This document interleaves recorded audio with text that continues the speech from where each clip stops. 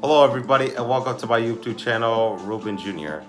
Today I'm going to make another video on my family's life in Soviet Union and what my father learned while he was in Soviet Union. So, what were Soviet schools like in former Soviet Union? Or former USSR? Um, Soviet schools started from the first grade, which was like kindergarten, and it went all the way up to 10th grade. But in United States, it goes from the first grade to the 12th grade. That's how the school systems worked in the Soviet Union, and it works in the United States. So during that time, my father started school, like in Soviet Union, kids started school when they were at the age of 7. So my father started school when he was 7 in 1962, the same year when the Cuban Missile Crisis happened, the Cuban Missile Crisis happened, or the Caribbean Crisis in Cuba when Soviet Union put missiles in Cuba. So my father attended school in 1962 at the age of 7, and during his time in school, he studied mostly physics and science and chemistry and math, those subjects. My father was the best in those subjects because he competed against other kids in the classroom, like trying to be better he was trying to be first. That he was first than the other kids in the classroom. So he really competed against other kids in his classroom. So he studied physics during that time, and during that time he also studied many physics problems and math problems when he was at home by himself with his parents. So he learned everything by himself because his parents didn't teach him anything. His mom and father didn't teach him anything. So yeah, he learned mostly everything by himself. My father learned everything by himself. So that's what he did. And my father went to an Armenian school in Armenia, Yerevan, or which was part of the Soviet Union, the Armenian Soviet Socialist Republic, or which is present day Armenia, which is a small country in Asia. So he studied mostly physics, my father, and my grandma studied. My grandma was in a different school. My grandma was not in an Armenian school because she was Russian, and she had to go to a Russian school because her parents were Russian. But my grandma was born in Armenia, but she wasn't an Armenian, my grandma. So she wasn't Armenian, she was a Russian, my grandma. So she attended a Russian school in Armenia, Yerevan, which was the Armenian Soviet Socialist Republic of the Soviet Union.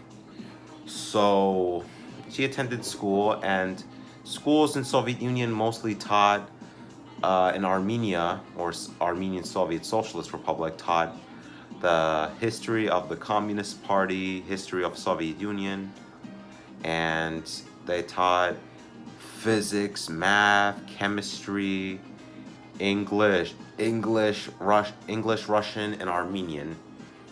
That's what they taught where my family was in Soviet schools during that time. So yeah, they also taught the same thing in my father's school during that time. And what else happened? Yeah, my father stayed in school from 1960s to 1962 all the way to 19, I'm trying to remember. I think it was 1970, 1971, 1972, or 73. I don't remember. I'm gonna have to ask him what year did he get out of what year he graduated school. So, but before that, there was a competition in the former Soviet Union, in the former Armenia, in the former Soviet Armenia. There was a competition in the former Soviet Armenia. This is math competition in the former Armenia. So, yeah, there was a whole. So a lot of people were on the streets in Armenia, and they were playing in the. They were in this math competition in the former Soviet Union. So, so they started celebrating. They started cheering for people whoever got the math question right in the contest. And I think my father was also in that contest. I believe so. So, well, that was in, I think that was between the 60s or 70s. I don't remember what time it was because I wasn't alive during that time. So, yeah, and then also when I was also my father had to walk to school because my father had to walk to school because I think it was close to his house, I believe. So, and they also he when he was at the age of 14, I believe, he started driving a car because my father's father, or my grandfather, he was a police officer in the Soviet Union. He was a police officer in the Soviet Union. While his mother was a nurse. I think was a nurse or teacher in the Soviet Union during that time.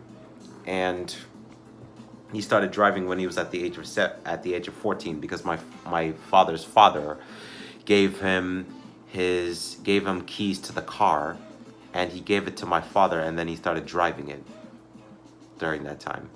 So, yeah, that's what he did. When he turned 14, that was 1969. Uh, a year the year when the 1960s was coming to an end during that time. And so whenever it was a public holiday going on in Soviet Union, like for example the October Revolution, they would teach kids about the October Revolution and what happened in 1917 in the Russian Empire during that time. So that's what they taught when it was the October Revolution, because October Revolution happened on November 7th, 1917. Because when Soviet Union was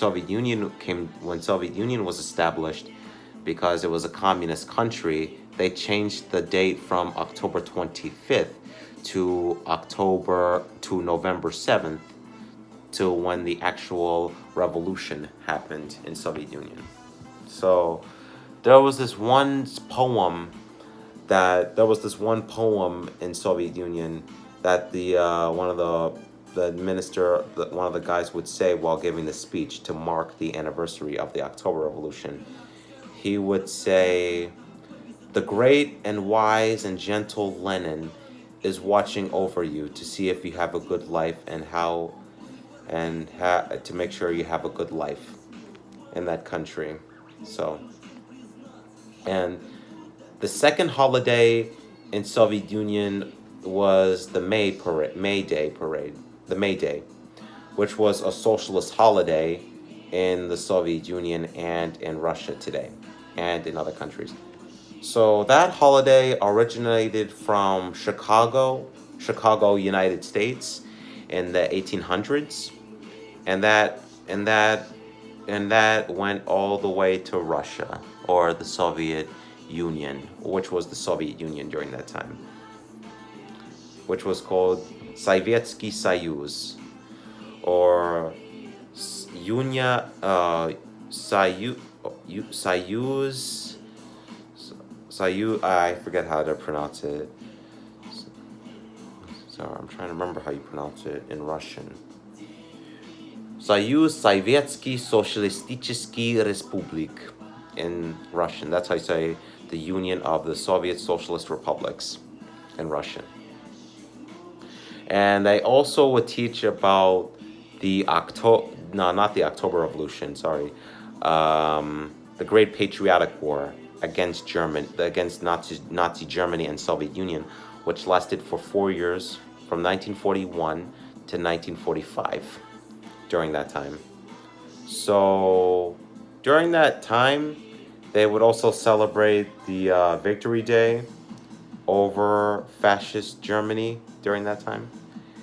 That was on May 9th, 1945, when Nazi Germany capitulated in 1945. So, yeah, that's what they taught while they were in Soviet schools. My father and grandma, that's what the Soviet teachers taught them while they were in school. And yeah, so I'm going to talk about more topics of what my family was like in Soviet Union, and I'll see you guys there.